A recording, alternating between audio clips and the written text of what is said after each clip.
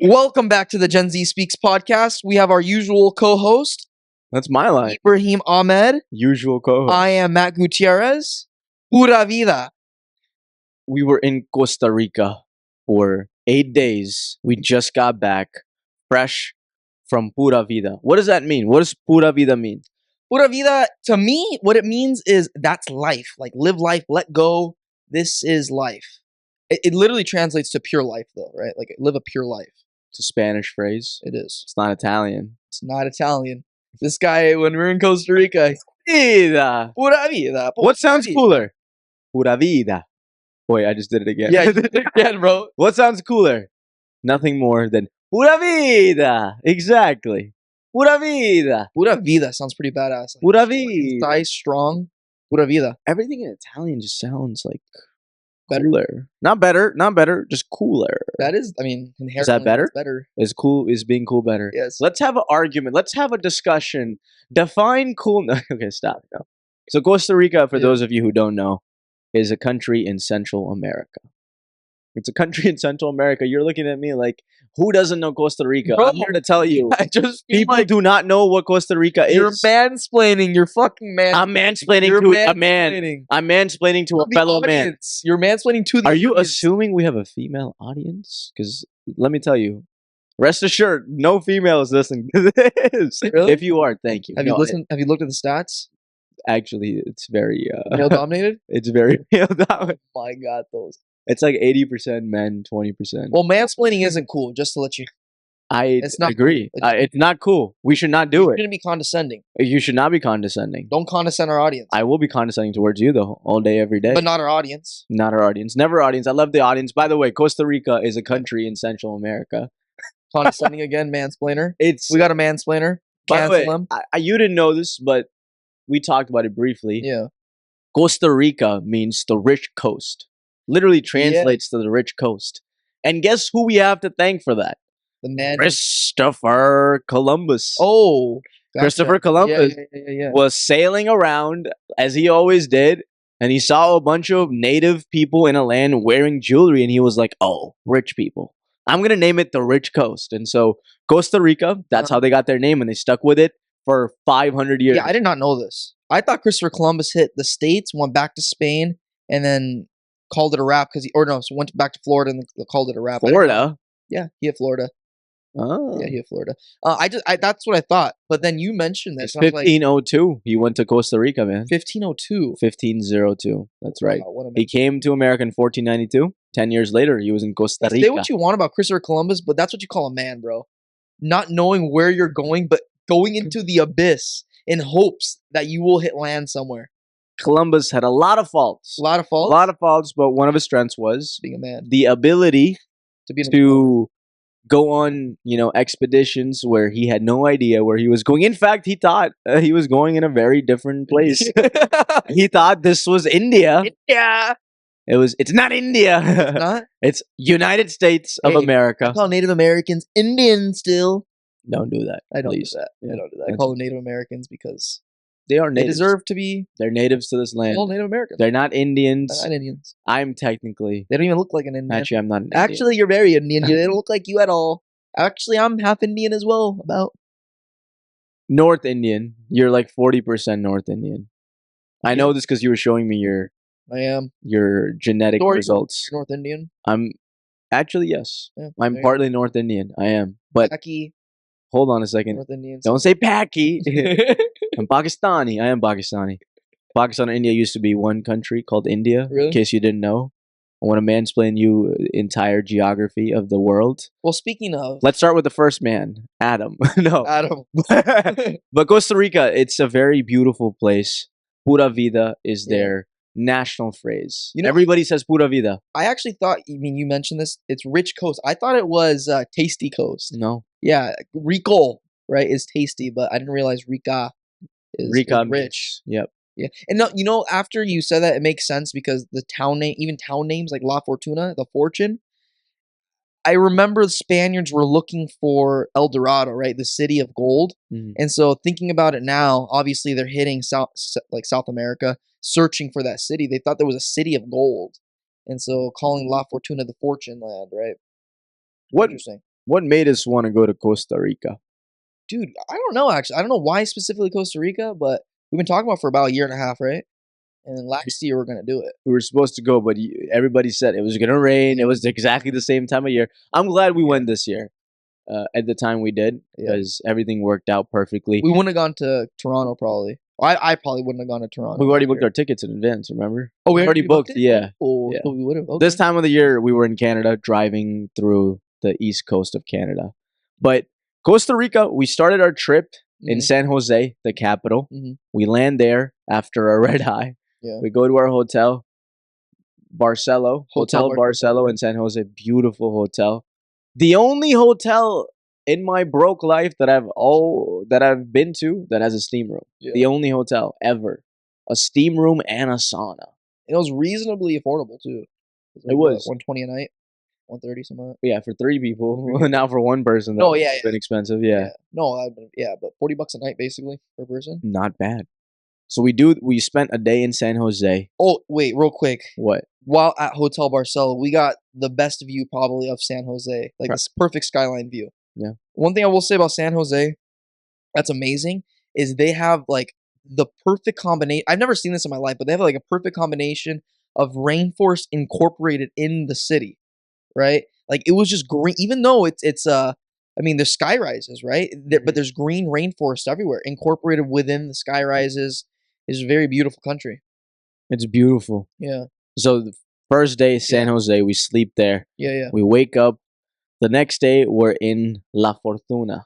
Next day we drive to La We Fortuna. drive. Yeah. Obviously, we drove. Yes. We didn't just get there. We drove. I mean, we rented a car. Rented a car. The guy gave me kind of a hard time. Took me about an hour. Look, check this out. Okay, I go downstairs to the guy is bringing the rental car, and so I go down there. I'm supposed to just sign the paper, pay whatever. But he took about an hour just to explain to me the payment process, and I'm like, okay, I get it, bro. Like, just charge me the $500. Like, that's it. But I don't know what it was. I don't know if he was just being super diligent or if he was just trying to get out of doing other work when he goes back to work by taking more time. But I mean, it was kind of a weird thing. He took about an hour to tell me about the car, and I mean, some things he'd help though, right? Like you only use Waze, you don't use Google Maps in Costa Rica. Yeah, if you're in Costa Rica, do not use Google Maps. Yeah, Use Waze. use Waze. Way faster, more accurate timing. He also told us or told me he was like, "Don't drive at night because the fog." And we experienced it. The fog, not only fog, but sometimes you're driving so high up in the mountains where you're like in the cloud, which obviously looks like fog, right? And it gets really thick and dense, and it's kind of scary. Yeah. I think the guy who we got the car from was being super diligent. Diligent? Because you addressed this during Yeah. our trip and you noticed this. People in Costa Rica take pride in what they do. They're Right. humble people and they try to do their job to the best of their ability. They're grateful for the opportunity and they really appreciate the work they do. Doesn't matter what it is. It could be waiting tables, cooking food, Right. cleaning restrooms, right? Or being, a salesman at a car rental company. It doesn't matter what you do. You take pride in it and you commit to it to the best of your ability. And, I wish we saw more of that. Just In the States. in in the States, but you see this type of behavior in like other parts of the world too, right? Yeah, People aren't grateful for what they 100%. have and they don't try to work hard at whatever it is that they're doing. Yeah. Well, I think I told you. I think we've traveled quite a bit, and I've been to quite a few countries now. I mean, How many countries have you been to now? oh man, let's see. Okay, United States. Okay, Yeah. England, Scotland, Thailand, Vietnam, Japan, Mexico, Costa Rica. Yeah, so 8. And sir, yeah. Okay, so not a whole lot, but No, that's good. I mean, it's a decent amount, right? 20. Hold on, 8 countries is a lot. Yeah, It's not. It is Yeah. very good. Yeah. it's good. It's good. How many continents is that? Asia, Europe, 4. Asia, Europe. South America, No, and North America. Yeah. 3. Yeah, that's good. Wait, Asia, Europe, South America, No, it's not South America. Central. Yeah. Costa Rica is Central America. Yeah, but it's Sorry, South America. My bad. South America. It's South America. Yeah. Central. Really? yeah. Central America is South America. Really? Yeah. I did not know that. Yeah. So North America is Canada, America, Mexico. Yes, that's it. Everything else is Really? South America. Everything else is South America. Uh-huh. Interesting. Wow. There you go. Yeah, I guess I've 4 been to 4 continents, continents too. And then the other one is almost uninhabitable, right? Antarctica. Well, there's 7, but yeah. 7, That's what I'm saying. One of the other ones. One of the other Anyway, ones, yeah. regardless. And out of the countries that I've been to, I think like England, Scotland's probably most similar in terms of like personality or like uh, pride in their work. Everywhere else I've been to, everyone takes a lot of pride in their work, right? I've told you about this. It's amazing to see them like want to serve you food and like appreciate you without expecting a tip, right? Like the tipping culture is out of hand, I think, in the States. Everywhere else, it's like they don't even expect the tip because that's just their job, right? The tipping culture in America is because sadly, Hmm. workers don't make money, man. Their wages are just not as much. Yeah, We've talked about this on the podcast, right? Like since the 1980s, yeah, the average worker in America, when adjusted for inflation, yeah. their wages have been stagnant. They haven't increased at all. So it makes At the sense. bottom line, Yeah, like at the bottom line. it makes sense. Like we're not, Yeah, but it also makes sense to okay, so something that doesn't make sense to me, and I wanna hear about this. Something that doesn't make sense to me about tipping culture yeah. is waitresses and waiters, right? If they're bringing you food, it doesn't matter whether you're ordering a steak or you're ordering a burger to the waitress or waiter, doesn't matter. So you're saying they're asking for more money if it's a steak? They're asking yeah, because tipping right? The tipping culture basically requires a percent of your total bill. But to me, it doesn't matter whether I'm ordering a $10 burger or a $100 steak because the waiter themselves are bringing that food out, right? It's still one tray that they're bringing. So it's not like they're doing more work in order to get that food out to you. So I think there should be a restructure in this. Like there should be a set number per item that you're getting, like whether it be $5, $7, whatever per tray that you're getting. That should be the tip, not a percent. Does that make sense? That's the same concept though, mathematically, because you're No, saying per tray it's $7, whereas a percent it would be like a little bit more. You're saying you want to tip less? Is that what you're saying? not tip less. I'm just saying, like, because like say it's an appetizer, $5 appetizer, but even for that tray, you're still tipping like whether it's $5 or whatever. And then the next item you get is a $50 steak, so it's $5. It ends up equaling out, but it doesn't make sense to tip off of the total bill. Why does a waitress deserve that or a waiter deserve that? Well, I think you're tipping for the service. Exactly. I You're don't think tipping it for the should matter if it's service. a steak or a burger. Exactly my point. You're tipping as it's a gift to them, right? Gratuity literally means like a gift. Like you're thanking them for their Mhm. service. So it doesn't make sense to overindulge either. I like the 15% concept. 10 to 15%. I mean, I think 15 is right. That's what I do right now, Yeah. 15. But I just don't. It doesn't make sense. Like I'm 'Cause doing it, but logically, it doesn't make sense. so I don't go to steakhouses that much, so I don't know because I didn't know Oh yeah, this. dude. I didn't know that you're supposed to tip them more if they're serving you a steak. Of course, because 15%. If you're ordering $100 steak, that's a Oh, I see $50 what you're tip. saying. The total bill. Yeah, Interesting. doesn't make much sense. Why do they deserve $115 from me ordering? So you're steak? saying why is it? And now I see what you're saying Yeah. better because you're saying why do I have to get 15% of the total bill? Exactly. Why can't I just do a set amount, Yeah. right? To like a reasonable amount. Yeah, reasonable. I'm just saying, the process right now for tipping isn't accurate. It's just not good. It's not a good thing. Like when you go to Starbucks or a coffee shop, right, and they have like a little tip jar, you just tip whatever's in your pocket, like a buck or 50 cents, whatever it is. There's not like an expectation of 15% of your bill. All right, unless you're on like a Toast platform or a POS system where it says either 10, 15, or choose. But if you go to like a normal coffee shop and you tip on the tip jar, it's just whatever's in your pocket. That's just appreciated, right? But when you go to a restaurant, it's a completely different thing. It's this percent system, which doesn't make sense. Mm. Yeah. Regardless, Yeah. Costa Rica. Yeah, regardless, sorry, Costa Rica and all these countries, they just very much appreciate what they do. There's nice people in general, I think. I mean, there's been when we're in Costa Rica and we're driving, right? Random citizens, random people come out, help us drive, like they'll stop traffic for us, right, in order for us to pull out or like tell us where to go. One guy was on a motorcycle and he just told us that the gas cap was open. You know what I'm saying? Like Oh, that's just yeah. a nice thing. I don't really see that. I mean, in the States. No, there's pockets where we have cultures. Like the Midwest, I Yeah. hear, is very hospitable, True, nice. it's South, Yeah. I don't even think the South is very different, to be honest. really, Yeah. you don't think the South is In my hospitable? experience, no. Not as That's no, not like the Midwest. Midwest is very different. you think people in the Midwest are nicer than people in the South? I think Midwest is very cool place to live, yeah. I think the nicest people in America in the Midwest. I think so. That's a fact. I don't know if it's a fact, but that's my opinion. According to you, that's been your experience. That's been my experience. According to you, Yeah. people have been more hospitable and They much nicer. They smile when you're walking past them, bro. Or like they're okay with having a conversation or giving you advice. They're not like in their own world, like fuck you, get out of my way type thing. When you ask them how they're doing, they'll actually tell you They'll instead tell of you. good. Yeah, exactly. When you ask somebody how they're doing, they're like good. Because they don't want to have the conversation. Is it that, or they just don't want to know if they're actually doing good? Like they don't want to analyze their day. Actually, you know what I'm saying? I Do you think think it's the lack of curiosity of the other person? They don't want to know about the other person's day because they'll tell you about your day. You know what I'm saying? And you know what? I think that's just a culture thing. I don't even think that's the case. I think people are genuinely interested in having conversations. But I think it seems like uncool to go ahead and overindulge into a conversation about your day. Yeah. I hear a lot of people, comics make fun of people Yeah. who are like, hey, how was your day? And Yeah. they don't want to have a conversation. This is I'm something like, I'm actually working on right now. Because, I mean, naturally, I've always said, hey, how's your day? And they're like, good. But I'm working on actually saying how my day is going when people ask. Yeah. it could go, it could be either a hit or a miss. Yeah. I mean, obviously, Either people like stop talking or they're like, they'll want to know more.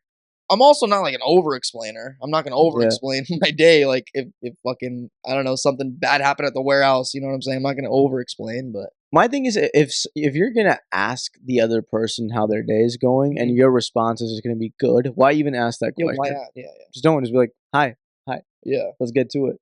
Like why ask like a very Don't try to do small talk if you're not interested in small talk. yeah, just don't. If you actually want to attempt to do it, then do it. Like how was your day? Tell me. Yeah. In 2 minutes or less. Short. 2 minutes. That's true. Yeah, like Keep it concise. yeah, keep it concise. I'm not saying monologue the entire way. But Costa Rica. Yeah, so we get to Pura La vida. Fortuna, right? We get to La Fortuna. Beautiful drive to La Fortuna. La Fortuna is north. It's it's not north. Yeah, But it's more north. It's north of San Jose. It's about 3 hour drive. Yeah, but it's not that distance. Is not that much. nah, it's like 90 miles, 100 miles. Yeah, like but it took us like 4 hours to get there. Yeah, 3-4 hours. Yeah, so we get there, and then what? First thing we did was find the expeditions, right?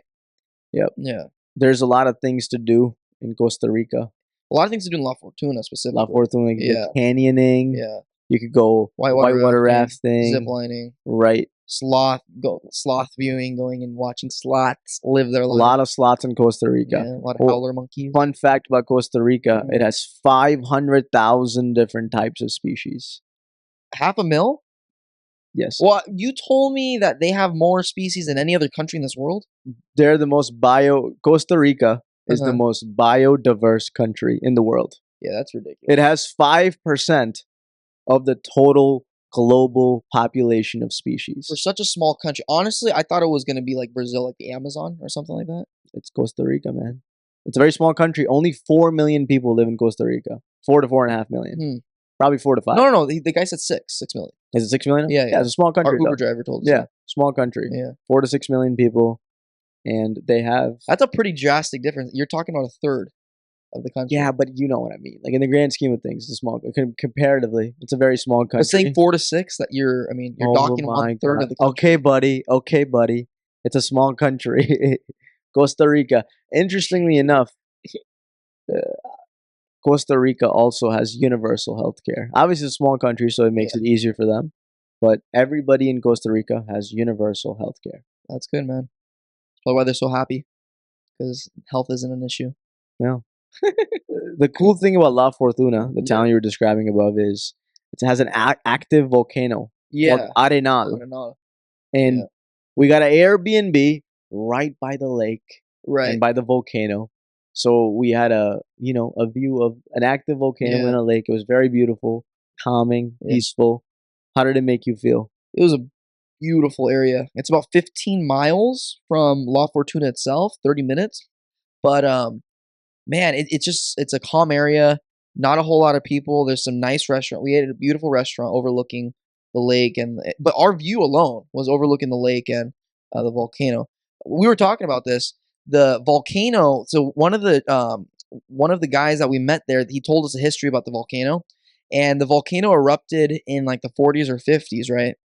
And there was a town right next to it, which makes almost no sense to have a town next to a fucking volcano, but that's what they had in the 40s or 50s. And the volcano erupted, destroyed the town, and obviously when you destroy a town, magma is all over. So what the government did was they exploded it with TNT, creating like this basin, basically, right? filled it with water, and then they turned that into a lake. So they destroyed the town, basically saying we're not having this anymore. And so the lake is now for like tourists, and if you want to kayak or look at the view, that's what it's for now. How did it make Yeah. you feel living next to an active volcano? Because we practically did. I honestly, Across the street from us. yeah, I didn't feel very uncomfortable. Did you feel uncomfortable? No. No. It was cool. Yeah. I was if vibing. it erupted, different story. Because it did erupt. The most recent time they said was 2010, which Yeah, is not long ago. Only 14 years. Yeah, but it didn't reach La Fortuna. Mm. Yeah, it didn't reach any. Nobody got hurt. Nobody got hurt. Yeah, yeah. That other one though, in the 40s or 50s, that hit La Fortuna. That hit towns an hour and a half away. That's how far it went. Wow. Intense. That's what an active volcano does, man. Yeah, intense. Why do you think Costa Rica is the happiest country in the world? Because it is. Yeah, according to the Happy Index, Costa Rica has won in multiple years. It's consistently ranked amongst the most happiest places in the world.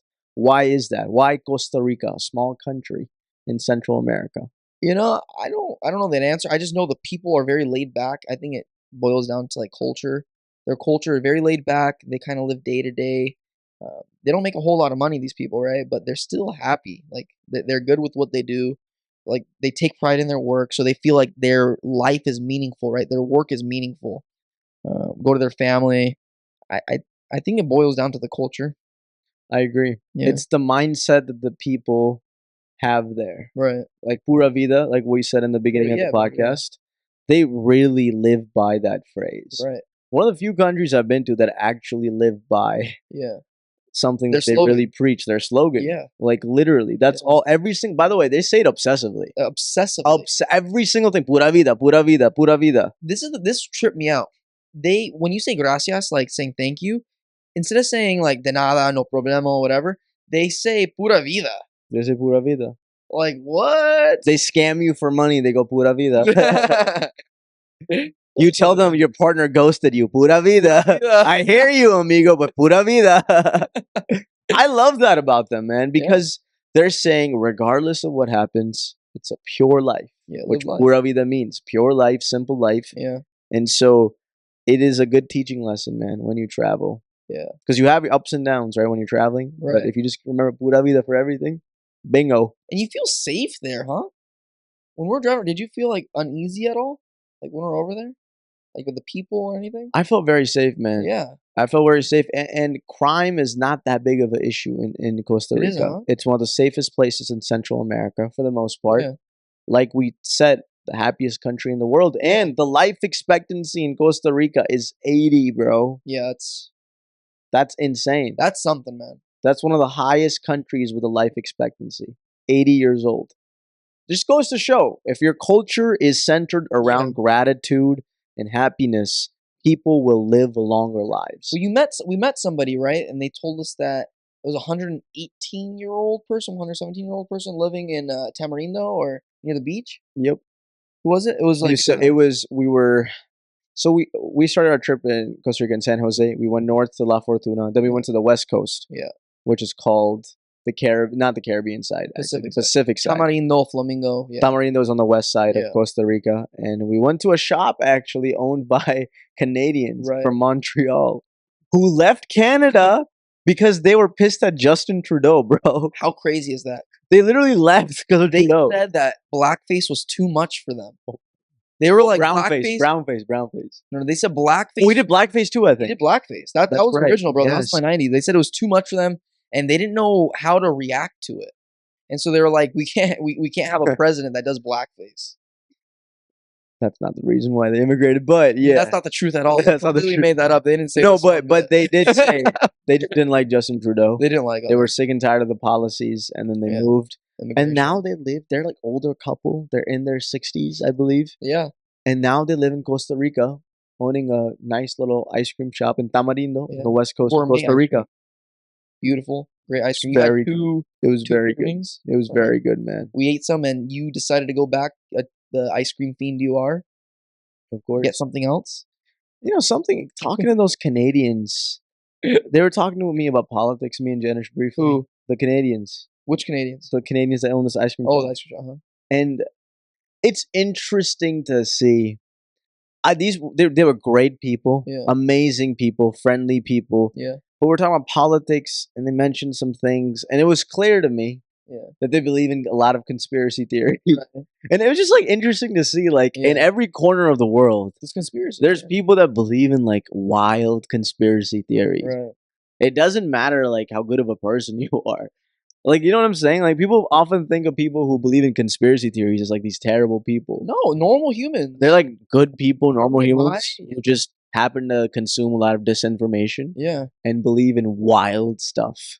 Regardless of like their thoughts, something that I kind of admired was their goal when they retired. They said right, their goal was to travel the world. They wanted to backpack the world, and so what they said they did was they took a week, wrote down the top 10 countries that they wanted to visit, and they boiled down to there was 3 countries that they all said that they wanted to go to.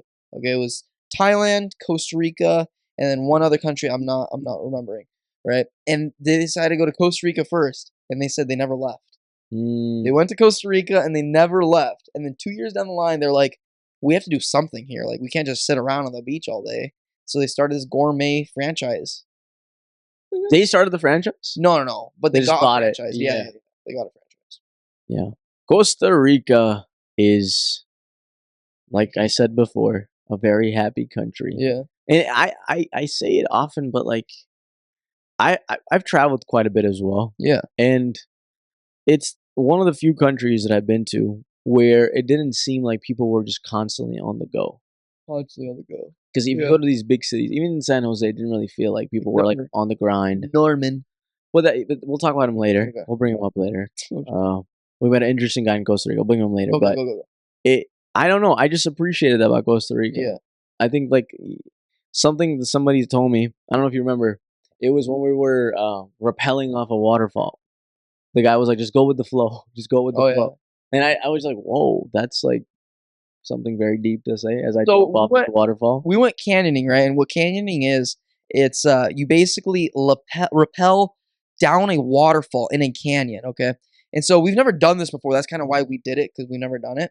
And so the first one, he's like, yeah, we're gonna basically throw the leash over, and then you can jump off, and yeah, just let it go, basically. And Ibram was like, what? And I'm just kind of like, what? And so we go, and were you the first one to do it, or was I for the? I think You did. you You were the went. first one Yeah. to do it. Yeah. So I jump off, and you basically hold on to the rope, and you let it go as you want to ease off. But he didn't really tell us how to do it. He just like he was like, yeah, you hold one hand here, this hand right here, your left hand's gonna guide you, the right hand is gonna basically stop or let you go, right? And so he was like, just jump off. So I was like, fuck it, jumped off, right? I straight up jumped off, and then as I went down, trying to figure it out as I go, but there was not much direction. They were like, just everything's gonna be okay. That was his lesson. It was like everything's gonna be okay. Just kind of go with the flow. Yeah. How did that make you feel when you jumped off? Were you nervous? No. Really? I don't really get nervous with those types of things, especially when there's ropes and stuff involved. I'm pretty Was confident. skydiving more nerve wracking? Skydiving was nerve wracking because I'm looking down at the earth. Yeah. Versus this, I'm held on to like a for sure harness, right? The guy I'm held on to on the skydiving, I don't know if the parachute works is the problem. Interesting. Yeah, like, I can literally see with canyoning or like ziplining the carabiner on the cable. You know what I'm saying? So when you're doing free fall, even in a tandem jump and Yeah. skydiving, the guy's on top of you, Yeah. but the parachute hasn't come yet. So in Right. those 15 to 20 seconds of free fall, anything can happen. The first time is very intense. Yeah. First time is very intense. We didn't go skydiving in Costa Rica, but we've done it before. Yeah. You don't want to do that No, I don't want to do that. When it's by myself, when I have my license, I'll do it anywhere. in Costa Rica. But I just don't trust. Yeah, Are you saying you don't trust Costa Ricans to protect you in airspace? I don't. Why not? I don't. I just don't know. What if they're like, Pura Vida? What if you asked them? That's exactly what it is, because they say pura vida, and that means there's a lack of procedures and process in place. That's exactly. That's such an American thing to say. No, it's true. That's exactly what it Lack is. of procedure. The guy didn't even tell us how to jump off of a fucking cliff. Kid. Not really. I mean, I double checked it. Not really. Checked. I asked him before I was Yeah. made sure. But yeah, man, something I really liked about Costa Rica as well was there was a cafe we went to Yeah. in La Fortuna, Yes. and the guy not just this guy, but every person working at this cafe Uh, had the following on their t-shirts. yeah. It's not just about living, it's about feeling alive. Right. Now, at the deep down in my heart, I know this, Mm. right? It's about feeling alive, but like, I don't know. I just had at that cafe, I remember this distinctly, just having one of those moments where, like, whoa, like, it really is about feeling alive. Because everybody lives, we can all go by living, Yeah. but you truly have to feel alive. Yeah. And the only way to do that, in my opinion, is if you test yourself mentally and physically consistently. Because if you're not doing that, Yeah. you're not really you're not really realizing, like, whoa, this Yeah. is like a life. Like, I am risking some things, and Yeah. like, it's not all just given to me. Yeah. No, I agree, man. I think it was a beautiful quote that we saw. Now that you're saying that, that brings, I think there's 2 points of life. One is to find like the partner that you're gonna live the rest of your life with. I think that's one of the main points of life. That's why God put us here. Absolutely. Procreate and find that person that can balance you out. And the other one is adventure, exploration. That is something that I think um, humans are extremely good at and competent at, right? We explore and we try to figure it out. We don't know what's going to happen, but we do it just for the curiosity of it, just for the fact of saying we did it, right? So that's a good point. And part of that is risk taking. Sorry, every part of that is risk taking. In order to start a business, you need to risk it, right? But that's also the point of life. You don't know what's going to happen until you do it. A lot of people are risk averse. Mm, They don't want to take risks, yeah, and that's just their personality. But to those people, I really recommend like doing something. You don't have to go all out and yeah. skydive. You gotta like build up to that, but you have to like you gotta do something risky where you're like, whoa, What do you notice about you these know? people? The risk adverse, their personalities. Well, a lot of them tend to like comfort, right? Like they know their Mhm. comfort zones and they like to relish in them. Yeah. What does And that make their personalities like? Like when you see them, how are they perceived? honestly, they're fine. I Really? haven't seen any major distinctions, but yeah. Have you? Well, yeah, yeah. I've noticed they're not as social. I think majority of the time they're not as social. They're like more kind of in their kind of like you said in their comfort zone. So that means they're not really willing to get out there and talk and maybe voice their opinion because they're okay with being in the corner and listening to other people talk, right? And in my opinion, that is like it's not a good thing. It's not a good thing to feel, and I don't think they feel very great about it. I think they want to hear, like you always say, everybody wants to be heard, right? And in a conversation, if you're not talking and if you're in your comfort zone, inside, I've had this happen to me where I want to say something, but I just don't say because I'm uncomfortable saying. I'm comfortable staying in my corner and listening to other people speak, right? And I think the feeling naturally comes from not willing to be adventurous, not willing to explore that possibility of having your opinion heard. Does that make sense? So what Yeah, I'm trying to say is they're fighting definitely the so. natural urge of human nature. Yes. And so that when you fight the natural urge of human nature, you are naturally not going to feel top tier. You're not going to feel so great. Yeah, so one of our instincts as humans is being curious. Right. And that translates Yeah. into Yeah, social situations, yeah, doing things that aren't conventional, right? Yeah.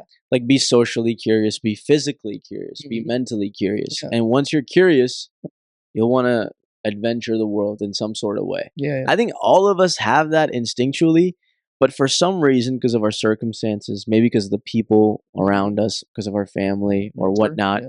they tell us you can't have that, or you're not good at that, or you can't do this. And Or maybe they don't even say it. subconsciously, that subconsciously Yeah. makes them feel like, oh yeah, this is just not meant for me. Right. I can't do this. I like this other thing better. And oh, maybe people are right. Mm. And then what happens?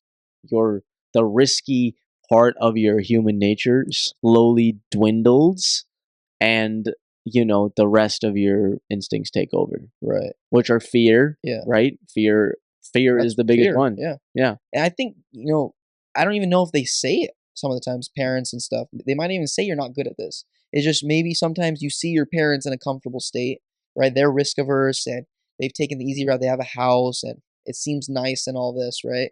And so you just decide that this is probably the better route, right? Naturally, because I mean, you have some affinity to your parents, right? Oh Or yeah. there's blood there, like DNA wise, you kind of naturally gravitate towards that. But if you realize, like, hey, that maybe there's something more to life, Mhm. and when you realize there's something more to life, that's when you're truly able to live, to feel alive, right? You don't feel like you're in this spot stuck. Some people don't even know. Hmm. I didn't know this, that he could rappel off a waterfall. I did not know this before this trip. Me neither. That's why I think it's so important to Yeah. travel, Yeah. because you discover things like, oh, whoa, I Yeah. can jump off a waterfall. It's an actual thing. It's called Right. canyoning. Yeah. Yeah. And like when people don't like to travel, that's what upsets me, is that they're preventing themselves from a window of adventures I that awaits agree. them. And that's really ignorance. It's ignorance more than not having the personality to travel, because you Yes. don't know what travel can bring to you. You have no idea. None of us do. I had no clue I was going to jump off a waterfall in Costa Rica before I actually went to Costa Rica and discovered, oh, wait, that's something I can do and you can do 100%. as well. Yeah. And you have to be willing to be open to these situations, right? Yeah. The thing is, a lot of people, though, if they don't see that around them, Mhm. they're like, well, it's not even a thing. Like, what? They don't even know. Yeah, Yeah, they they don't just don't know. know. The only way to know is to travel then. And sometimes people that don't travel, I've noticed is some people that don't travel, they sometimes get insecure about when people tell them about these things, and they're like, that doesn't even sound fun. And right, they kind of make it sound like it's not as cool as it maybe is because they have Really? to be People said that? things. Dang. I've heard Really? things, man. Yeah, I've heard Really? things. Or just, maybe not even that, but it's just like they're just not interested. Even though it may be an interesting thing and it may be cool to be happy for somebody for doing something, right? Something cool. But yeah, I've experienced that a lot, bro. Interesting. Yeah, a lot of people just, yeah, they're insecure. I think something else that I learned about insecurity Uh-huh. in Costa Rica was, there's a saying that's, it was again on the back of somebody's t-shirt, and this is something I saw as we were driving, bro. Okay. As we're driving in Costa Rica, this guy at a house was like walking or doing something, and the Yeah. back of his t-shirt said, "We is greater than me." Mm. It was like an equation. It was like we, Yeah. the greater sign, and then me. And I was like, whoa, like it's not about me. It's about all of us. And like, obviously, I know this, you know this, Right. all of us know this. The world is a communal space. It's a family, it's about community. Yeah. But just seeing it break down in a simple equation, just like, I don't know, like it's empowering, and it's like a good reminder to have. Yeah. Because you don't think about these things constantly. Where's insecurity though? The insecurity there is, a lot of people feel like they have to do everything on their own, Mm. and that they must be the ultimate answer to all their problems. Right. The reality is, it doesn't have to be that case. The greatest things are made when people come together, Yeah. different walks of life, different talents, and make something unique. So a lot of people feel like because they can't do it themselves, it's not possible. Not true. And right, it's not true, because that's just not the way life goes. And That's not the way humans were built. Simple. we're not. I We're mean, communal people. yeah, no sapien ever has been uh no sapien ever is like a Homo sapien, really. Like the only reason Homo sapiens were the victors is because of that communal aspect. We're able to communicate and socialize with other humans and then figure out a solution. We are able to build relationships with people Yeah.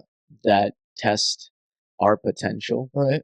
and then we make everybody around us better. That's the idea. Yeah. That's the idea in an ideal world. I meant homogeneous. Sorry, I didn't mean sapien. Homogeneous. Yeah. I Yeah, so that's why I was talking about insecurity, because like people feel insecure because they think they can do something, Yeah. but it's a very, very primitive way of looking at things. Right. Because that, come on, like, you're not a one man army. You can be in certain instances. You need to be a one man army. Sometimes you have to be, right? Sometimes you have to be, but sometimes you have to realize I need somebody Yeah. that can help me with this, and I need to help myself as well. Right. But that's important as well. Being a one man army doesn't mean you have to know all the answers yourself, though. It just means you're doing it, right? But you can be a sponge and you can listen and absorb others' information. I think a lot of times people think that just because they have to do everything means that they have to know all the answers, but that's not true. You have resources all the time. You have your family, you have your parents, you have friends, you have the internet, you have people on podcasts, you have YouTube. You got so much resources out there. It's okay to listen to others, and then maybe they'll teach you something. We're living in a time where if you have a question, there is an answer There, for it. There's Except? every single question in the world, there's an answer. Except? I know what you're gonna say. Let's not dive into it. What was your favorite memory? Life after death is the one I was going to say, but Yeah, with that, there's a lot of questions. The thing is, people have answers to them. That's the beauty of it, because you can know what somebody in Malaysia thinks about that, thanks to the internet. My point is, life after death? yeah, like what That's there's, not an answer. but that's a perspective, though. You know what I'm saying? We have access to literally trillions of perspectives on almost every single thing. Trillions perspectives. Yeah, trillions. Trillions. Wow. I stand by that. I'm not taking that one away. Quant? Favorite? No, stop. Don't fact check me on that. Favorite memory? Yeah. In Costa Rica. Favorite memory in Costa Rica? Costa Rica. All right, Chad. Costa Rica. Yeah. Favorite memory. No. You don't have a favorite memory? I don't know. Really? Not a favorite memory. That's what stands out? Because I know for Japan, what stands out to me. What? It's when I'm on that mountaintop, overlooking Mount Fuji, and saying Japan, and ringing the bell. Yeah, that's a memory that I'll never forget. I'm ringing the bell. All of you guys are there. Yeah. And I just take in that moment, close my eyes, open my eyes again, close my eyes back, open my eyes again, close my back eyes, open them again. Yeah. Really feel like I'm in Japan. This guy in Japan is another day. I think we've talked about this. This guy is a different person when we're on trips. Do you have a moment like that in Costa Rica? In Costa Rica? I don't think I have a specific moment like that. I try to take in as I go. So everything we were doing, I was just taking it in as like, I'm in Costa Rica right now. Like, let me absorb this. Like every moment was beautiful to me. So I'm asking, what moments stand out? What moments? Okay, I'll tell you a few moments. Yeah, tell me. The rope swing. We did this rope swing into like a crystal clear, not crystal clear, but a beautifully turquoise blue river. There was a little waterfall right there. It was going down the river, and it was very deep. So there's a lot of people doing rope swings there. There was a professional. Nobody knew he was a professional, but he did some sick rope swing. He basically went up to the top of the hill, rope swing down, didn't let go, which was freaking me out because you can get hurt. Yeah. He went upside down, tied the rope to his leg, right? Went back and forth about 3 or 4 times, went back into a normal rope swing position, and then did a double backflip into double. Or was it triple? Double. It was double. It was double. Wow. It was amazing. Another moment that really stood out to me was seeing a bullet ant in person. I know this is a trip, but seeing a bullet ant. What is a bullet ant? A bullet ant is an ant that has very large chompers, basically. It looks like a bullet, literally. It looks like a bullet. It looks like a bullet. It's probably about 5 to 10 times bigger than a normal ant. And when those things bite, the reason I'm so interested in them is because when those things bite you, you are on the floor. Those things hurt. Those things will hurt you. And I only seen bullets. Yeah, literally like a bullet hitting you. Yeah, a bullet biting you. And there was only one ant. We saw many ants, millions of ants. So many different types of ants. So many. But there was only one bullet ant. It just like an alpha male energy. And this is an interesting about ants, okay? Serious. Alpha? Wait. He was like the alpha male. He was a lone wolf, bro. But the queen is the alpha. Maybe not in this case. This is what I'm about to say. So I've just been thinking about this. Ants in general, ants are the closest thing to a symbiotic relationship. Okay? Meaning they basically don't need somebody to tell them, hey, you do this or I'm gonna do this. They just know what to do naturally. There's some linkage in their DNA where they know what line to go, how to follow the other person, what food to grab, and their entire goal is to feed the queen ant, right? But this bullet ant didn't have any other bullet ants to be symbiotic with. He was by himself carving his own path, which is intense. Or maybe he was lost.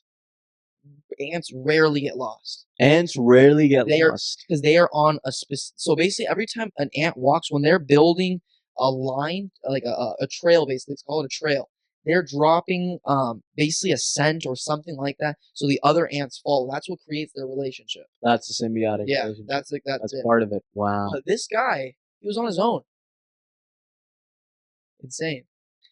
Did you see the picture I took of the ant? I saw the picture you took. Oh, whoa! Why you, bro? I wish. Hold on a second. I wish I could show you guys this. I mean, I can, right? Can you zoom in?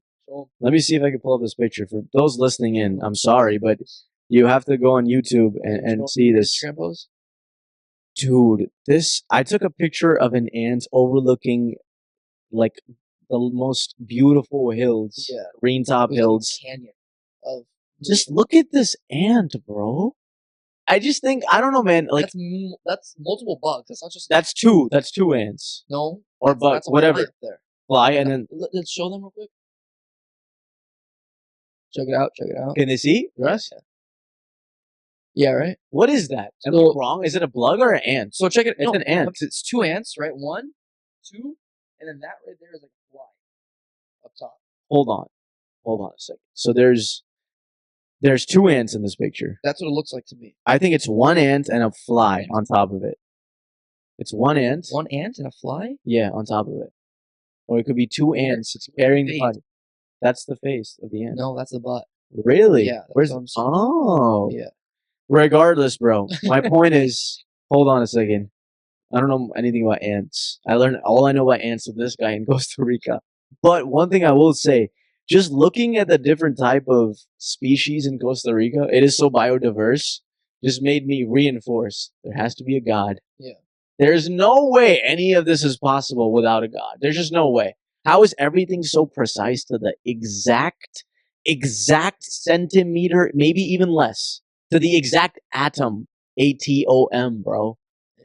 There's no other way that you can explain the beauty of nature, the beauty of the valleys you see, the hills, the mountains, the rivers, the lakes, than to be like, oh, yeah, there's one creator, God, that made all of us, that made all of these, and he made humans as part of these species. Yeah, it's a beautiful thing.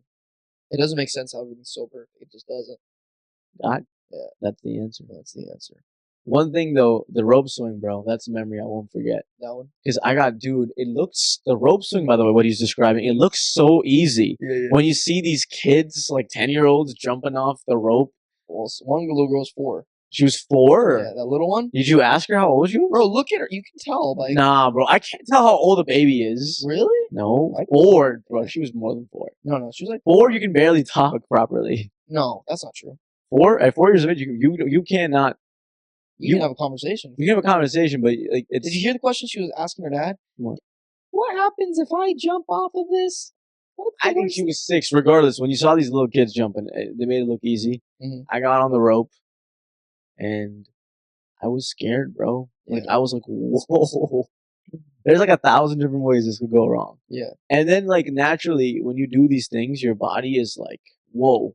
It just freezes. At least for me, I was like, when you jump off a rope into the river, your legs are like moving because you want like your feet are used to ground, right? They're not used to air.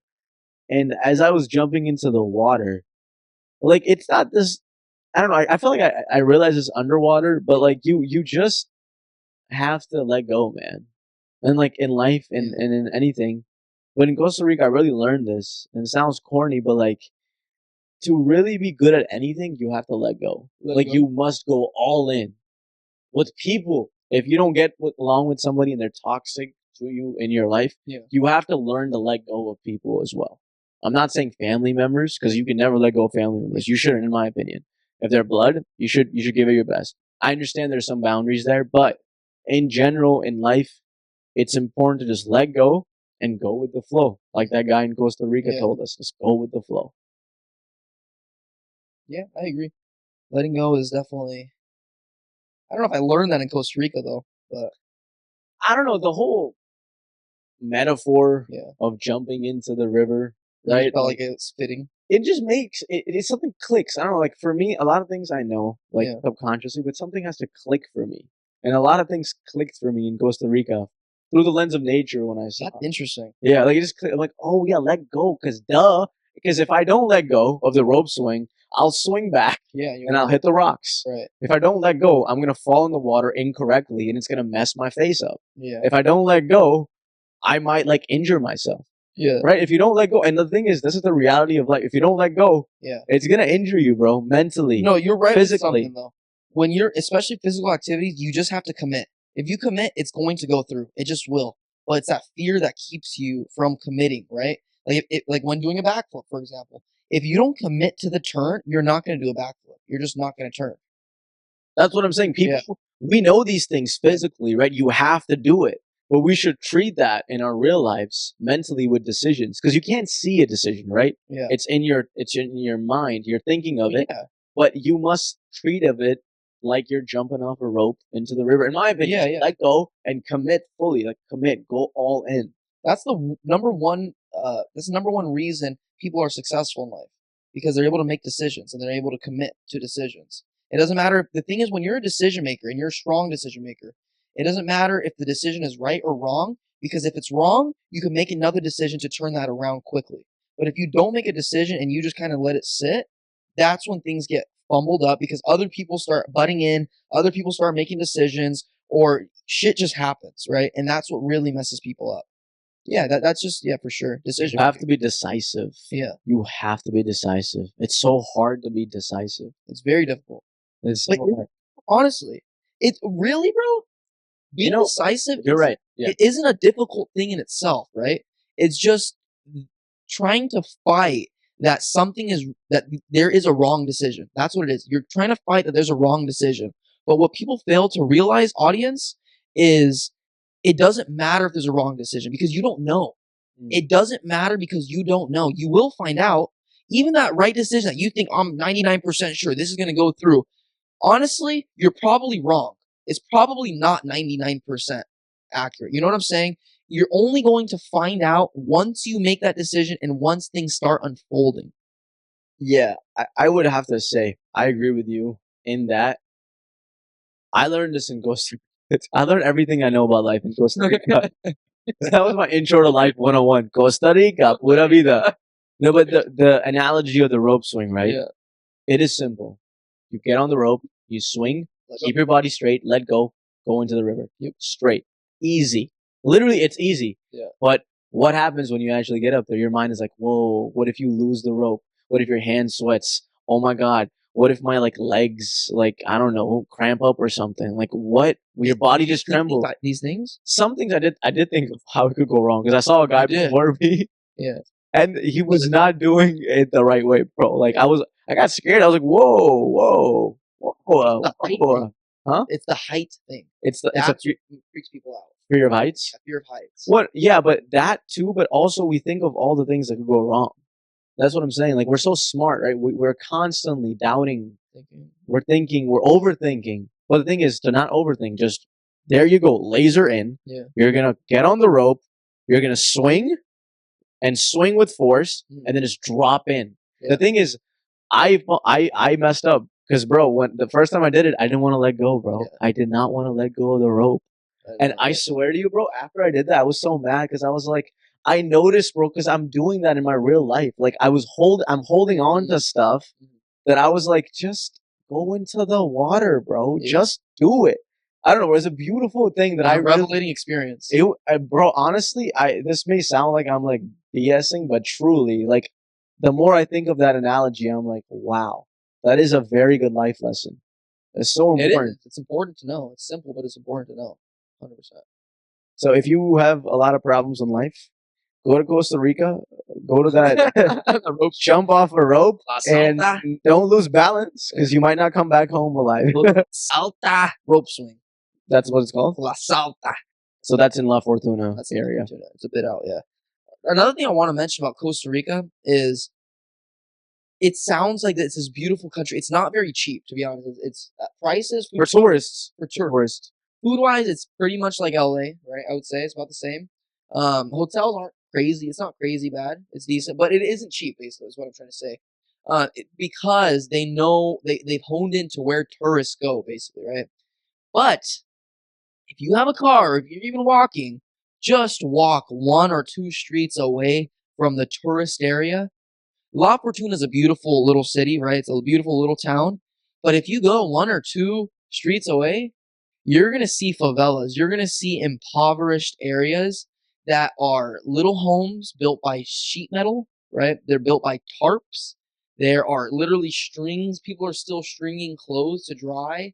It's very old school, a more impoverished area. And it's very humbling because these people, now that you realize that actual people are living like this right behind one of the most touristy areas in the country, you realize all these people working these jobs, they probably live like that, bro. They go back. They go back to their home. They see us living life, going on expeditions, spending hundreds of dollars just to go fucking in a river. You know what I'm saying? Not fucking in a river, but they go into a river. Yeah.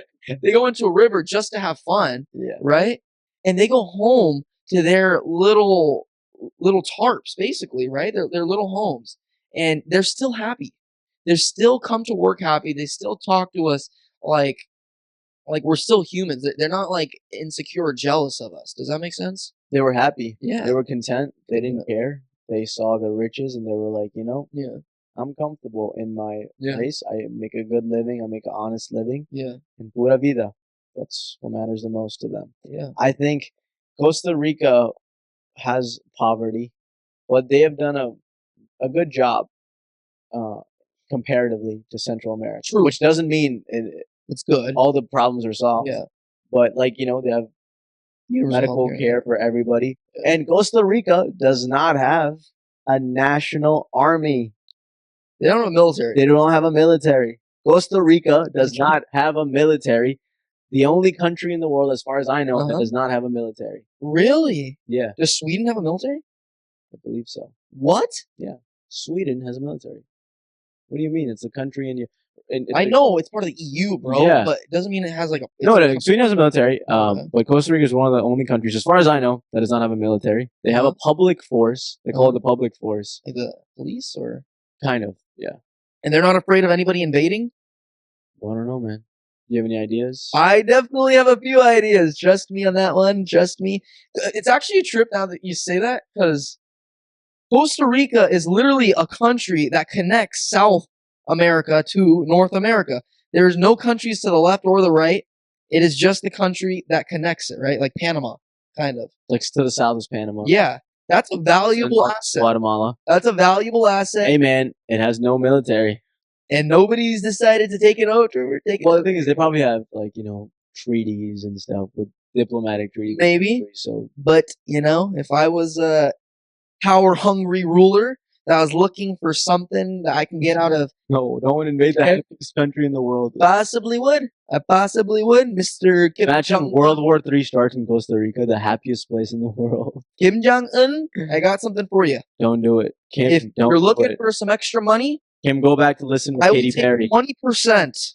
I will take 20% of your earnings for giving you this idea. Imagine if Kim Jong-un is listening right now. Imagine you took over a country in South America. Imagine he took a country over South America because of a podcast called Gen Z Speaks. Hey, all I know is that I want my 20% of the tariffs. From South to North. I had nothing to do with that.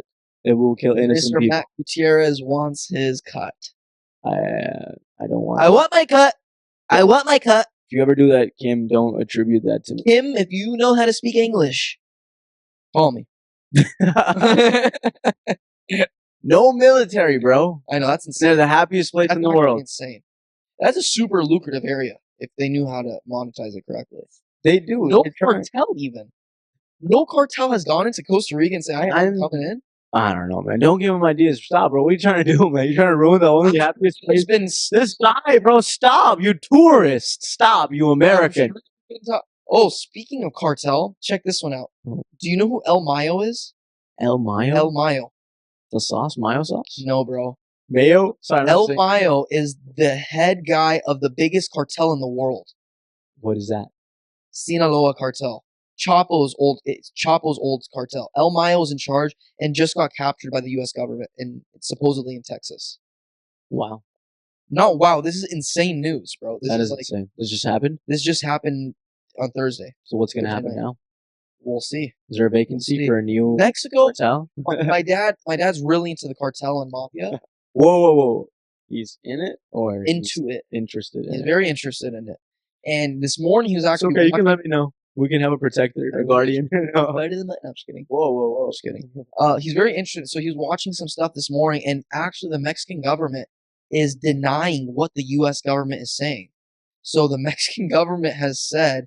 So the U.S. government has said basically that there was a plane flying into Texas, right? Or in New Mexico, technically, but that border right there. And they captured him and Chapo's son, one of Chapo's sons. They captured him. And the Mexican government is basically saying that they don't have any records of the plane that was supposedly captured in that border of landing there. And after further video surveillance or whatever, there are no aerial numbers on that plane. And the plane that they said was captured, there is physical footage of like the aerial numbers, like whatever it is to distinguish which plane is which, and very large writing, which is a trip. Wow. Yeah. But anyway, if El Mayo does get out, maybe he will be interested in taking over Costa Rica. Don't do it, man. For the love of God, please No. leave the happiest people in the world There's a alone. reason they don't. We don't know the reason, but there's a reason they don't. Well, Costa Rica has monetized their country. They export pineapples, right? They Okay. export bananas. Yeah, but there's obviously better ways to monetize. Well, the thing is, 25% of their country has been preserved for land and national parks. Which is amazing. 25%. Which is That's a amazing. quarter of the Yeah. country. Yeah. For I feel like it's more than that. Oh, preserved. You're saying preserved, yeah. I feel like the majority of the country is not even inhabited. That's probably the case, yeah. Right? Like any other, well, actually, Not any. not any other country, but yeah. Costa Rica, man. I can't stop talking about Costa Rica. What is something else you learned in Costa Rica? I've learned lots of things about Ibrahim No, besides me, the country as a whole. as a whole. Yeah. What I learned about Like, Costa did that change you? Are you a different person now? No, not different. I appreciated the country for sure. Costa Rica did not change No. you. Has there ever been a country that changed you truly? Thailand. That changed you? Yeah, because I think that was the first country. That was the first. No, not country. That was the first time I've ever traveled alone. Mm.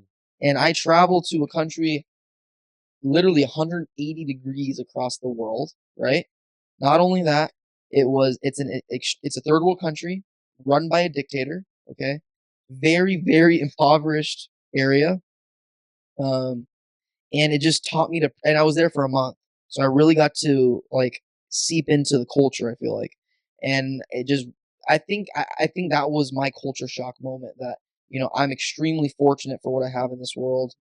To be born in America, to be born in California, to be born in LA, right? So it's like I'm like the winner of winners, basically. To be born in Los Angeles, Winner of winners. literally, I genuinely feel like that. To be born here, raised here, have opportunity. These guys don't have opportunity, and before this, man, I felt like I complained a lot more. Before that trip, I complained a lot more. Wait, this is you not complaining? This is the Matt that doesn't complain? What? Trust me, it's not as good, man. No, I don't think I complain at all anymore, actually, about anything. Back then, I felt like I was probably pretty ungrateful. Mm. And now, I mean, it just really woke me up to seeing a different light, I guess. Yeah, people are very happy over there too in Thailand. Japan changed you? Japan did not change me. It changed perspectives, but it didn't change like me as. I don't think I'll ever be changed after Thailand. What? Serious. You're not malleable after Thailand? After those massages? Like, Were the massages that good, bro? They're amazing. Was that life changing? $7 for an hour. For a happy ending as well here, right? No, I did not have any happy endings. You believe Don't in happy box me in. Do you believe in a happy ending? Into what terms? Just a Life? happy ending. Do you believe in a happy ending? What in life terms or in what? And what are we talking about? Have you had a happy ending? Yes. Yeah, a happy ending. A happy ending. Where Like, did you get it done? when I play a basketball game, Therapist? there's a happy ending. What masseuse gave you a No, happy ending? I've never had a massage, bro. I've never I never had a massage? had a massage. Bro, you will not stop. What? Going. A massage? Yeah, bro. It's insane. I don't want to get a happy ending. No, I'm saying, know. but there's this place in Westminster my buddy goes to, $30 only an hour. For the hour. But I think you just get used to it, bro. Like What? if you start getting massages, you Okay. get it every week. Yeah, you're right. You don't get used to it. Honestly, I think when I have money, that's something I probably will indulge in. Massages? Probably a personal masseuse. A bunch of happy endings, huh? No, but seriously, like what I'm trying to say is like why I'm malleable, but I'm not. I won't be. I don't think I'll ever be shocked again because I've seen some really, really sad things in Vietnam and Thailand. Yeah, but the question I understand, Yeah. right? That was the first time where you saw like you're like, whoa, okay, America. Yeah, this is great. Like, yeah, shit. Like they Yeah. have electricity. Oh my god. Like, Yeah. But No, there's electricity in Thailand. yeah, but it's not like I'm sure it goes off and on in certain areas. Yeah, that's right. Exactly. Yeah, in America, like for the most part, Yeah. 24/7 electricity. Regardless, though, what I was saying is, my question was parts of you evolve and change. Mhm. You're saying Thailand is the only country that really has changed you as a person. Like what you saw changed you, right? Look, man, I'm very interested in the beauty of culture. Mm. So I guess it's like it's not revelating, but it makes me more eye open to different cultures around this world. And what trips me out now that I've traveled to 4 different continents is Costa Rica and South America. I seen the same humility that I seen in Thailand, in Asia, right? And so I'm able to now, and I didn't know this before. I like that is one thing I wasn't able to draw that conclusion until I went and I saw it, right?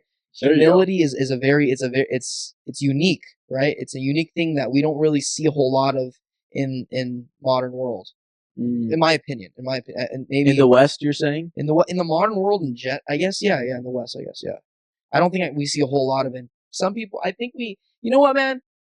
I actually think we think we're humble, but it's not true humility. It's just humble comparatively to the rest of the Western culture.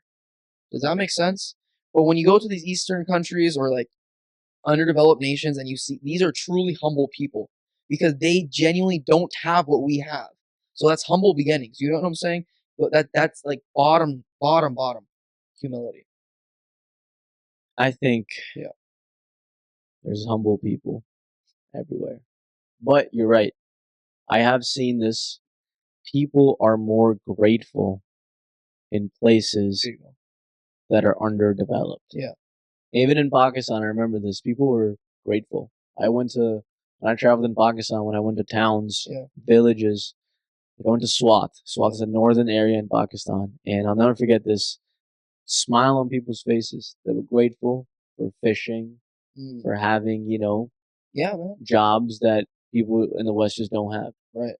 I'm not saying people don't fish here. I'm just saying, like, Yeah. there's certain levels of, like, living standards are just higher in America than Pakistan. Right. But there's people in Pakistan who are way more happier than there are people in America, right? Yeah. Did you feel you were more grateful when you're living in Pakistan? For me, it's a different question, right? Because I immigrated here to seek religious freedom. So I will say, bro, it's just social media, bro. It's like I really do reminisce my life before I got on social media, man. Yeah. Like before I was on the internet, before I was on any of this, because Yeah. I told you for the first 12 years of my life when I was in Pakistan, there was internet, but I never really went on it. My modes of consumption for entertainment were just television. That's it. Oh yeah. Yeah, me Television, too. you know. Same thing. Yeah, like I didn't have a phone until like I was in high school, Yeah. in ninth grade. I was like 14. Um, Yeah, I had a phone since very young, since second grade. Second grade? Second grade, I've had a phone. No. Wait, what? Yeah, since second How old were you? 8, 7. Yeah, 7. You got your first phone when you were 7 years old? Yeah. How was that? I didn't use that. That's the thing. I didn't really use it a whole lot. It was really a mode of just communication with my mom and dad. Mm, Yeah. interesting. Did you often like text people a lot, your friends on it? Call them? Not at all. Not Not at at all. all. So honestly, I think I've had a very healthy relationship to technology, and I don't know if it's discipline or what it was, but I didn't even download. I mean, I had a phone since second grade. I had my first smartphone when I was in fifth grade. I didn't have any social media until junior year of high school. Mm. Halfway through junior year of high school. That's the place that corrupts us. Yeah. That's the place. Yeah. That's school. Yeah. Latter half Interesting. definitely corrupts you. Do you feel like you were more at peace before? No, Really? not necessarily. I think before social media, I was more absent to a lot of the world. Mm. I think without social media, I don't even know if I would have the travel tick that I have. You attribute your wanting to travel the world to social media. How I do right now, like the adventure of it, yes. Actually going to a country, no, because before I think I attributed traveling to staying in a hotel, relaxing there, going to local markets, but now I feel like an adventure tick. Like I want how we do it, like go from city to city, place to place, trying local cuisine. I think that adventure tick, yeah, That's a positive of social media. 100%. It really has opened Yeah, all the doors for the world. yeah. and you get to see and explore a very low key restaurant somewhere because somebody went there and posted it, Yeah, and a lot of people liked it. exactly. That's a beauty Yeah. of social media. Yeah. The whole thing is, bro, it's just discipline. It's just realizing. And I think once you bit, I mean, I think everybody now in Yeah. this world has been in social media for a few years now, has realized it's all bullshit. Like, just take everything with a grain of salt, right? Be able to distinguish real life from fake, right? The thing is, a lot of people these days are quick to blame social media for their problems. Right. Oh, I go on social media. That's why I'm depressed. I go on social media. That's why I keep comparing myself to people. I go on social media. Yeah. That's why my life is crap. Yeah. Well, no, it's not. It's just you just are using it way more than you should. Control yourself. There are problems with social media, yes, but you are the main problem of your life. You are the main character, and you're scapegoating social media for something that you yourself should be addressing. Yeah.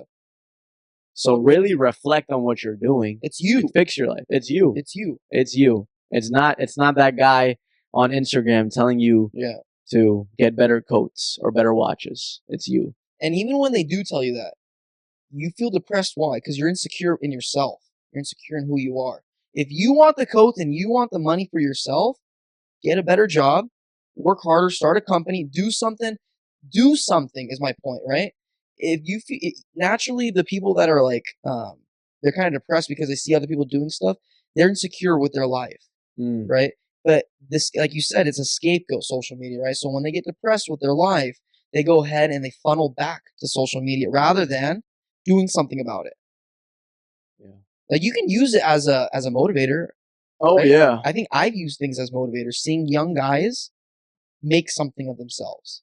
I think that's made me want to make something of myself faster. Right?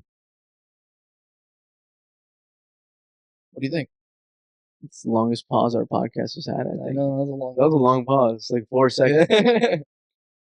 I think, going back to my question to you, the country that has had a significant impact on me is Pakistan.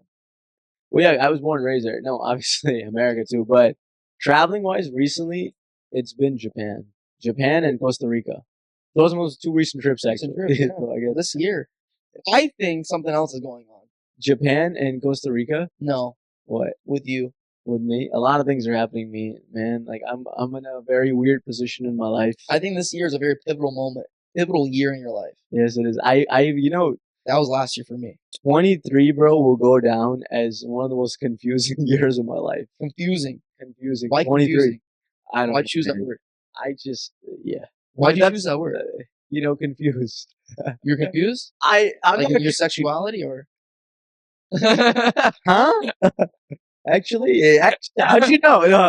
Yeah, that is what that keeps me up at night. Am I really into women that much? How dare am I be in love with women that much? No, I'm just joking, man. I'm just joking. I am confused about certain things. Sexuality, luckily, is not one of them. I'm thanking God every day that I like women. Oh! You might think I know. To the LGBTQ plus community. Hold on, no, that's not his back. I'm just thanking God for making being a male, me the way, making me the way that He made me, and I appreciate it. Yeah. I'm grateful for it. Confused. That's a different story, bro. It's okay. No, man. Why not? People want to hear about Costa Rica. Pura vida. Pretty extensive. I want to talk something more about Costa Rica. Okay, well, why are you confused though? I'm confused because something I learned in Costa Rica, right? Something I learned in Costa Rica. No. Why are you confused? Like, I'm telling you. When I was in Costa Rica, I realized I gotta stop running a race that I see no end zone. So I realized some things. Yes. And I was like, now I'm more confused. Well, my question now is, are there pursuits that you're questioning? No, I mean... Well, tell me. Just be honest. This guy. Serious. This is an intervention now. We started with Pura Vida. I'm very curious. What, bro? Curious about what? Pursuits that you are questioning. Pursuits? Yes. Pursuits. Naturally, whatever the reason is, me and you are similar in the way we like to do lots of things simultaneously, and it's probably not the best thing for us to do. Yeah. Right? I'm not quitting cricket. I think I might go all in. I'm thinking of just going all On into cricket. cricket. I think I might just like move to Van Nuys, Woodley. There's a No, you cricket. won't There's do that. like, huh? You will not do that. I will not do that. No. I might just move next to the stadium, eat, sleep, drink cricket, Cricket. and just go all in on cricket. Play for the United States of America. The 2028 Olympics are in Los Angeles. Yeah. You think you'll make it to the Olympics by 2028? That's very. Bro, I was thinking about this. One of the big, we talked about this on Regrets, our podcast about regrets, but I don't know what happened. About Like, cricket. yeah, like I moved here at the age of 12. Don't think about it. I should have pursued it. Don't think about it. Why? Don't fucking think about it. That's the problem. No, bro. That is There's the problem. but I'm just thinking the age of, I played cricket. I started playing cricket again like when I was 17, 18. Yeah. And then I didn't take it seriously enough. I didn't think it was possible for me. You were a kid. You didn't know. No, I did know. No. And mind you, Yeah. maybe you wouldn't feel so passionate about it if somebody was pushing you to do it. If your parents were like, hey, what happened? Why aren't you playing cricket? Go play cricket. Go play cricket. You probably wouldn't be as passionate about it right now. So everything happens for a reason, bro. We're all going through this life, but it is our job. And I'm realizing this more and more as I continue to even broaden my pursuits. That's this guy, by the way. Yeah. No, I am not the guy to, I mean, it's more of a do as I say, not as I do situation. This is like an alcoholic telling somebody to stop drinking. to stop drinking. Yeah, 100%. None of us drink alcohol. That's just an analogy we're using. No, but it's the truth. It is the truth. Yeah, because we're both interested in a lot of things. Well, I don't know, bro. I think I'm glad that I'm having this crisis when I'm 23. Because I'd rather have this at 23 than 33. Yeah. I think your early 20s are supposed to be there for you. When you experiment and you fail miserably, you try out every single little thing that you thought you could do as a kid. You try it, you give it your all, and then just see where life takes you. And if you don't do it in your early 20s, it just gets harder and harder and harder and harder. And so if you want to lower your threshold of pain, do shit in your early 20s. Yes. Or otherwise, you will regret it for the rest of your life. I agree. So that's what I'm doing right now, man. Just doing every single thing. Probably not every single thing. That's right. That's what it is. That's what I'm figuring out. You can't really do everything effectively. I was thinking about it, right? Yes. Like, how come people dedicate their everything to just one thing, one craft? Yeah. How come there's people out there literally cobbling shoes? Right now, Daniel Day-Lewis in some city in America is cobbling shoes because acting got way too much for him, and all he wants to do is literally make and repair shoes as a cobbler. How come? How come he's dedicating everything to one craft? My point is, a lot of demons. Well, for him, because he's a method actor, but I'm saying in general, people dedicate their everything into one craft because maybe it takes decades of experience and learning and failing to be really good at something. Right. Would you rather be the jack of all trades or the master of one? This is something I am really thinking about. Yes. What would you rather be? The jack of all trades or the master of one? I would like to be jack of all trades, good at most. That's not answering my question. You have to pick jack of all trades or master of one. But jack of all trades inherently means you're not good at anything. You're just not good. And I don't. Or does it mean you're just good at a lot of things and you're just proficient enough? Jack of all trades just means you're not very good at much. You're just like you're okay human. I'd rather be master of one if that's the case. But if I can be jack of all, what I'm doing right now, I feel like I'm on a, God willing, I'm on a route right now where I'm doing a lot of things and I'm good with most of it, right? Yeah, that's why. Yeah, what? You think you'd rather be master of one or jack of all trades? That's what you're figuring out. Yes. Yeah. See, I think it's know. strange. I think last year I was going through what you're going through. Really? Yeah. And now, like, it's more, I think I have more clarity, right, in hindsight. What made you have that clarity? Probably palette dudes. Yeah. When I had something that started, like, I seen some success from. That's the thing, bro. Another thing about life, man. If you're doing a lot of things, like this is me for years, bro. You're doing a lot of things and you're not seeing success in anything. It makes you question your entire existence. It really does. It does. You're right. And then, but the thing is, you have to fight that struggle. You have to fight that insanity because you are insane for doing something over and over and not seeing any results. You are naturally insane. That is what insane means. The thing is, that's the key, right? You have to take a step back and reflect. Right? Like you have to reflect, what am I doing consistently that keeps me the way that I am, that keeps me failing at something. Because I'll give you basketball as an example, right? My game in basketball for the last year hasn't really grown much. And I was thinking about this yesterday as I lost both of my league games. Oh yes, you did. I was Fortunate. it was Were you out. late? No, Oh, late. okay. No. I'm not late to. No, I give him my. So it was I was one of the primary faults my team lost. And I was thinking about this. I was like, for 1 year, I've been playing basketball. I do practice, but I'm doing something wrong because my game is not growing, and I must like literally scratch everything I'm doing and start from the bottom again. Like literally You're just. not committing. Well, it's a lot of it, bro. Trust, it's a lot. Basketball is a team sport, so it's not just me. But I'm just saying in general. As yourself, you're not growing, or your team isn't growing. No. Like it's well, the thing is, Those are different things. the thing in sports, though, bro, and I'm realizing this is losing is just as much part of the game as is winning. 100%. Every time I lose, right?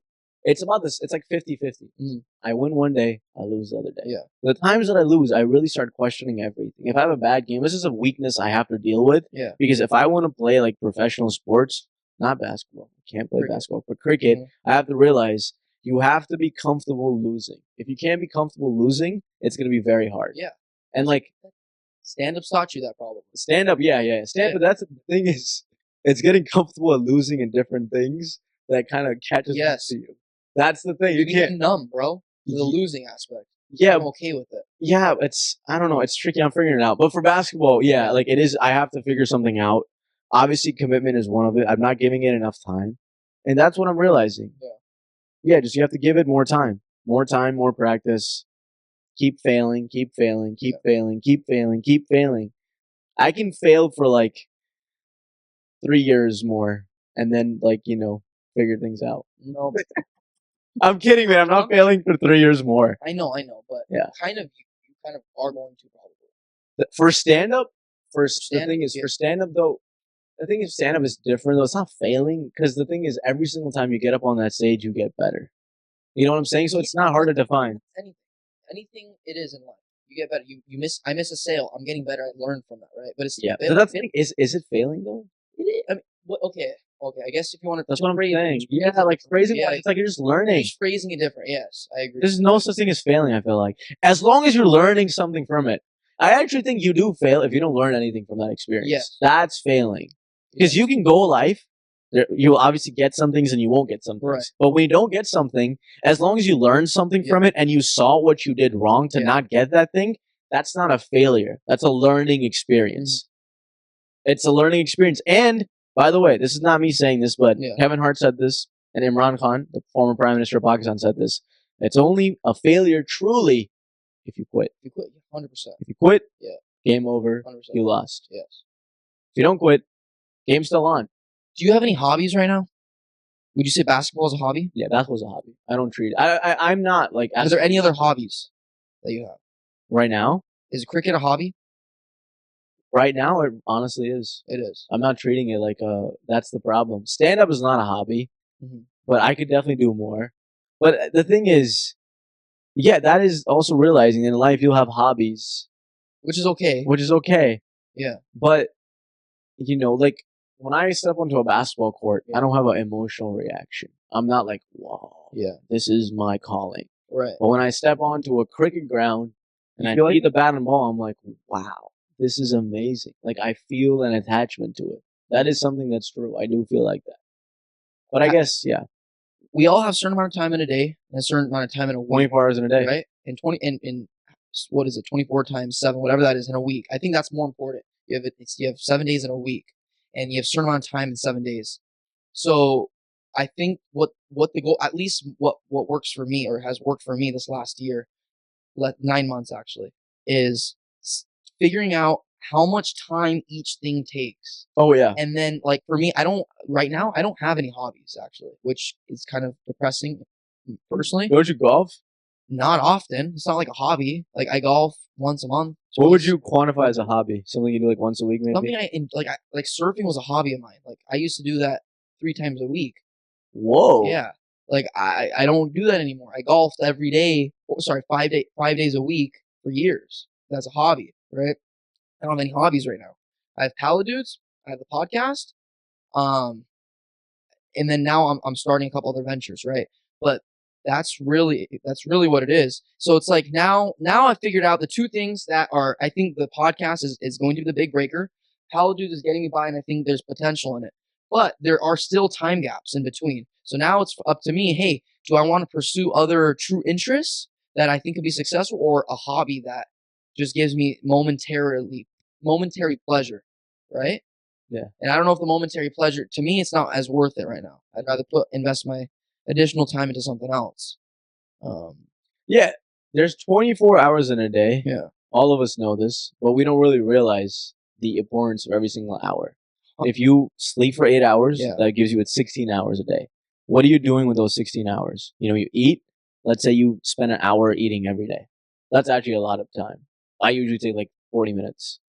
Each meal No, like in total. total. Like I have 20 minutes per. Yeah. I have 2 meals a day, 40 minutes. But then you talk to family at the table. Okay, let's say an hour. Yeah. Hour of meals every Yeah. day. That leaves you with 15 more hours. What are you doing in those 15 hours? Yeah. Probably driving to something. Yeah. You know, probably On social media, realistically. social media. Hours, That's yeah. right. So you gotta find the time to do whatever it is that you love and go all in. There's Yeah. no excuses. All in. excuses. You must commit. Yeah. That's what I learned in Costa Rica. And God willing, hopefully, let's see if I actually do that, implement that in real life. You will. Anything else that you want to say Takes time. before we go? Um, Costa Rica, pura vida. Costa Rica. Costa Rica was a very interesting place. It felt like we were there a quick time, but it felt like a long time. I don't know if that makes sense. It felt like it was a quick trip, but we did so much. We packed so much into that trip. I would say spend more time in La Fortuna, near the volcano. 4 days is okay, bro. You 4 don't need days? more than that. Do they really want to go to the west side? It's cool if you want to relax. If you want to relax Yeah. and just like lay down by the beach, Yeah. go to the west coast, Tamarindo, Flamingo. There's not a whole lot of excursions right on the west side, Yeah. but it's a cool place to go to. I mean, if you really have time, we only had 8 days, and we only had technically 1 day, 1.5 days in the west side. We got there 3 or 4 o'clock on a Friday. We had Saturday, and then we left Sunday at noon. So only had basically 2 days.